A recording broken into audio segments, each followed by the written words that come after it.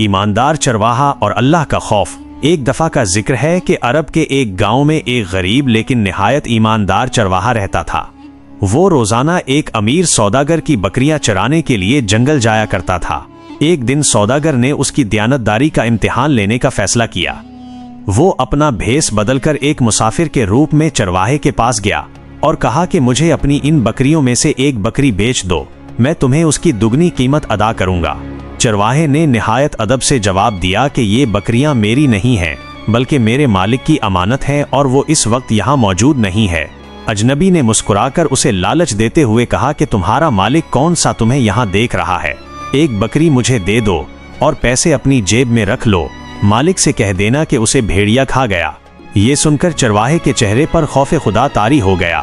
اس نے آسمان کی طرف انگلی اٹھائی اور کہا، میرا مالک نہیں دیکھ رہا لیکن اللہ تو دیکھ رہا ہے۔ سوداگر چرواہے کی اس پختہ ایمانداری اور خوف خدا سے بے حد متاثر ہوا۔ اس نے فوراً اپنا اصلی روپ ظاہر کیا، چرواہے کو گلے لگایا اور انعام کے طور پر اسے اپنی بکریوں کے ریوڑ میں برابر کا حصہ دار بنا لیا۔